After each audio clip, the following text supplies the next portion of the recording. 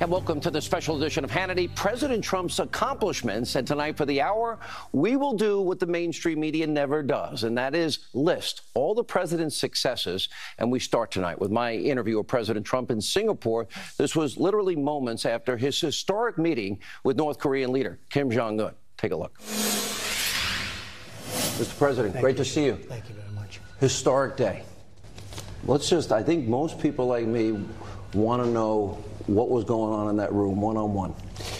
Well, the big thing is this is now my 25th hour of being up and negotiating, and we've been negotiating very hard. This is about the complete, verifiable, irreversible denuclearization of the entire peninsula. So without that, we could not have had a deal. I mean, one thing up front, we want to denuke the entire peninsula. We want to denuke that whole situation. That is a hotbed. And you know what's been happening for years, and nobody did anything about it. And you have to. We have no choice. We had to. And the relationship was really good. It built. And I talked about early on in the relationship and the feeling, well, we had a very good feel right from the beginning. And we were able to get something very important done. And actually some things happened after that was signed, Sean, where we're getting rid of certain missile research areas, certain missile testing sites. They're getting rid of a lot. You know, in the lead up to this, and this was pretty amazing because obviously I'm a pretty strong critic of our news media in the country, but a lot had happened. He had dismantled the nuclear test site. He crossed over the DMZ. 3 hostages were released. The missiles stopped being fired. He was willing, you wouldn't have come here if he was not willing to talk about denuclearization. That's right. So all of that happened before you walked in, and I don't remember that you sent cargo planes of cash or gave anything really before the lead up. Why do you think he's interested in doing this after spending that time with him? Well, it's sort of interesting because I noticed some of the press, and I'm not even knocking him because honestly they've been treating me very good on this subject. What's to treat badly? But some of the press would say he's meeting with them and therefore he has a major loss. I said, since when? And others wanted to, it never worked out. It probably never could have worked out. But we really have gotten a lot. You haven't seen missiles going up in 7 or 8 months. You haven't seen research. You haven't seen nuclear tests, very importantly. Japan is very happy because they were being encircled. I mean, there was a period of time when they were going right over the middle of Japan. And we got our hostages back, and you're right, we didn't pay for that, but I think, I don't say that in a braggadocious way at all, because he did such a smart thing, because that was such a good thing to do, and I feel so badly about Otto Warmbier. That was the one thing, and Otto did not die in vain. I actually believe, and I've gotten very friendly with Otto's parents, they're incredible people, devastated, as they, as you would think, great parents. He was a great young man. But I think without Otto, this whole thing wouldn't have happened because it crystallized when he came back in the condition. It crystallized so much to so many people, maybe even to the other side, frankly. But I think that Otto truly did not die in vain. I've known you for a lot of years, and I think one trait that I could say is brutal honesty. In the room, alone, and then the subsequent talks with your team and their team. How honest, how brutal, what was said? Try and bring people into the room. So we got along very well. We got along from the beginning. We started off, he and myself and 2 interpreters, and from the beginning we got along. I've made the statement, and I've said it before. I've said it about a lot of different kinds of relationships. You can almost tell right at the beginning. Did you tell at the beginning? What was that first minute? No, I felt very good at the beginning, and I talked about we have to denuke. This country has to be denuked, and he understood that. He fully understood it. He didn't fight it. And we're doing some great things, and for his country, and South Korea is going to be involved very much in helping, and Japan is going to be involved, and President Xi of China has been, really terrific on the border. I think less so the last couple of months, unfortunately. Was that a big part? Because your meetings, when you met with the president of China, was scheduled, if I recall, for like 15 minutes.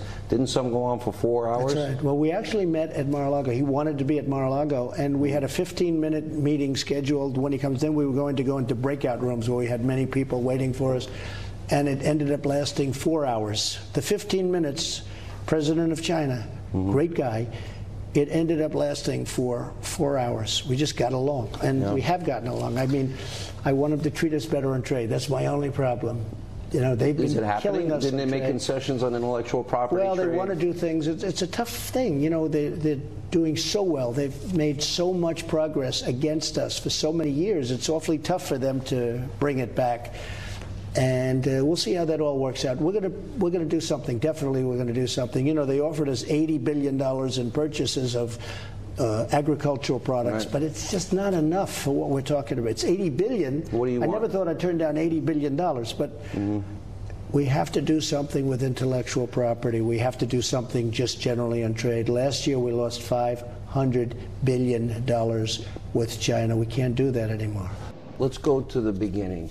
There are a lot of people, critics, quickly saying, when you said Little Rocket Man, or Fire and Fury, or, you know, when he said, oh, I've got a red button on my desk, he said, well, mine's bigger and it works better than yours.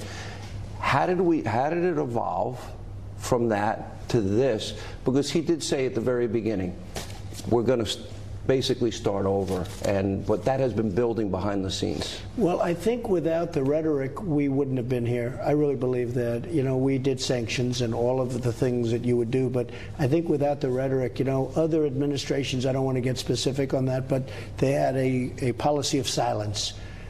If they said something very bad, very threatening and horrible, just don't answer.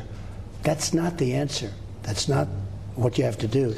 So I think the rhetoric, I hated to do it.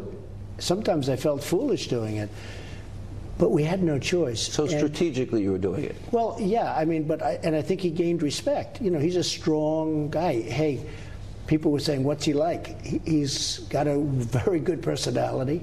He's funny, and he's very, very smart. He's a great negotiator. And he's a very strategic kind of a guy. One of the points that I think surprised everybody, and I think every American should be very happy about this, is the Korean War, which has gone on for so long, but more importantly, there are still American remains there, and they will be repatriated. The remains are coming back, and we got that at the end. In fact, we have some things that you don't even have in the report. We put out the report. Anything you can tell us? What we signed. Yeah, missile sites that they use for the launching of missiles and missile research areas. That's going to be gone. We made a lot of progress, tremendous amount of progress. So one of the things that I'm very happy about, we're not going to play the war games anymore, which you know how expensive that is? We're flying these massive bombers in for practice from Guam.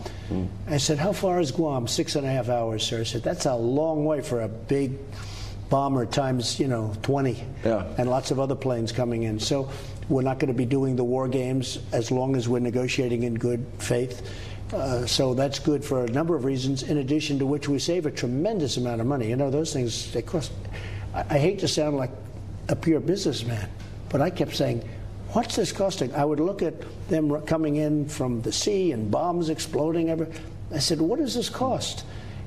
I don't even want to tell you, but it's a lot. So we're not going to be doing that as long as we're negotiating in good faith, which I think we will be. You managed expectations, I think, pretty well. You didn't think coming in here you were going to sign an agreement, and you said maybe it takes 2, 3, 4, 5 meetings.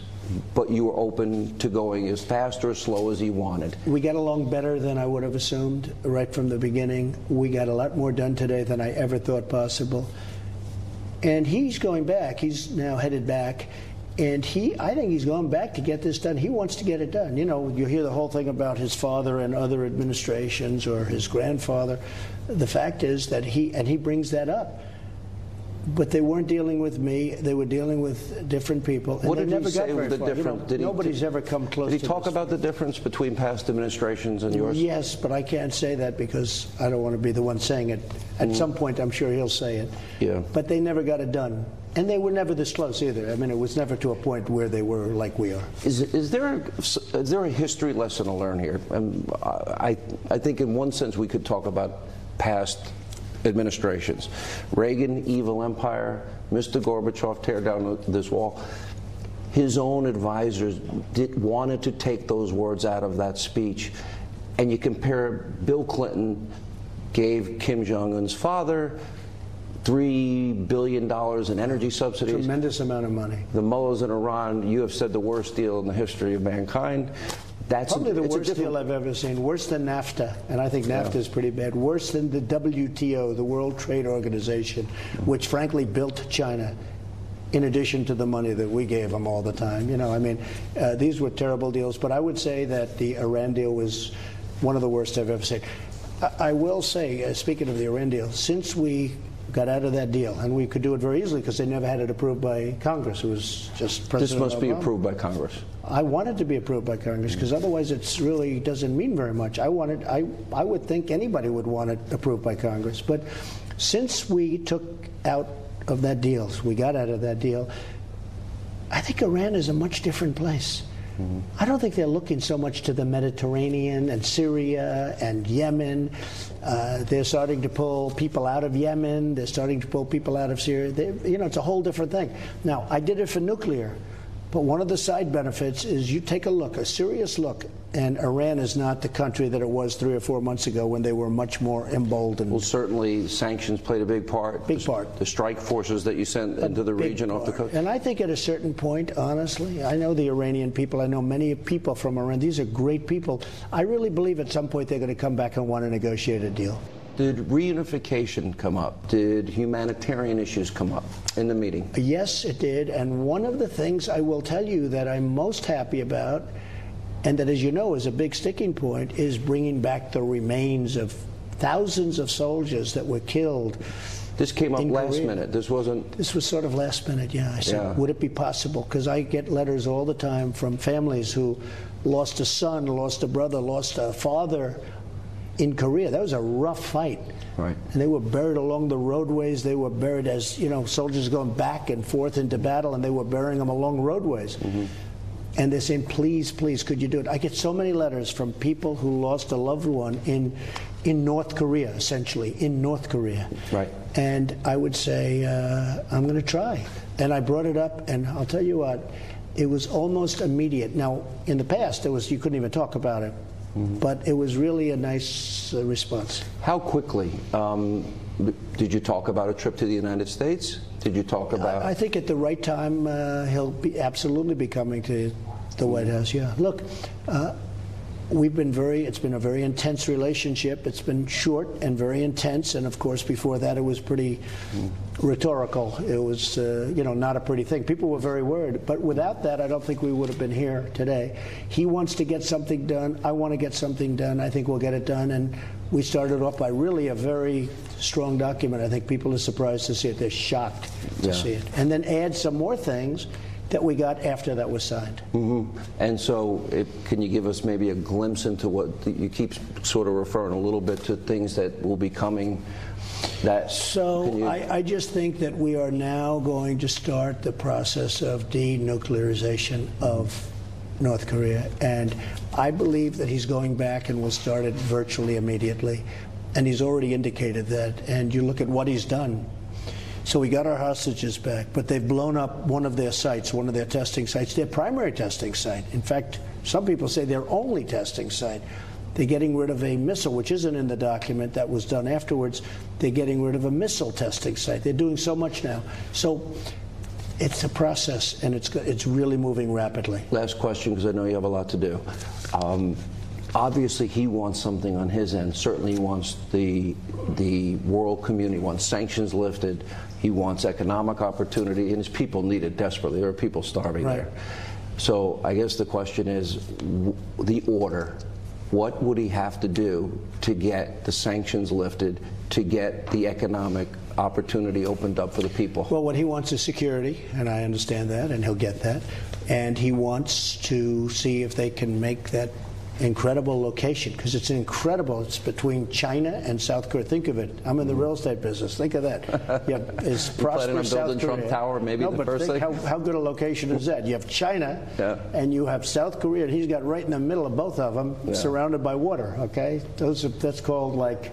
Can there be anything better than that? And it's also beautiful land. It's incredible land. So I think I think he understands that. I told him about that today, and I think he really understands it. But and the Chinese he wants happy. To make it great. They're involved. The South Koreans, the Japanese. I think so. I think, look, China can't be thrilled about a very strong group of people having nuclear missiles with great capability right next to him. So I really do believe they are. They were very, very helpful. I think maybe a little bit less so in the last 2 or 3 months because we're talking about trade and other things. And, you know, nothing's going to interfere with my relationship with President Xi because I have great respect for him. He's really a great man in a true sense. He's a great man. One of the best stories you tell, and it's an interesting story historically speaking, is you were having dessert with him. That's right, at Mar-a-Lago, chocolate cake. You remember? And I said, this was after Assad had used chemical weapons on his own people. That's right. And you had launched the first strike. I said, Mr. President, we just sent 58 missiles into Syria to hit a certain target.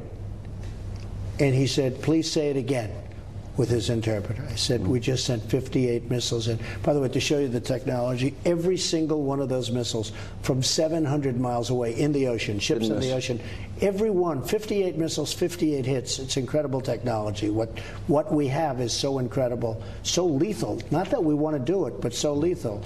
But that was done because Syria, Assad, used chemical gases on children. And we had to do that. Had President Obama gone over the red line, I think you maybe would have had a different story in the Middle East. I really believe that. But he didn't do that. But we did. And so I told him, sitting at Mar-a-Lago at dinner, eating chocolate cake, I said either he's going to leave or we're going to still be friends. But he didn't leave. But he understood. He really understood. He doesn't want to see that. Well, I think he really did, because he knew that a lot of people and a lot of children were killed by gas. And he fully understood. I know you have a lot to do. Mr. President, thanks for being so generous with your time. Thank you. Congratulations. Thank you very much. Thank you, sir. Appreciate it.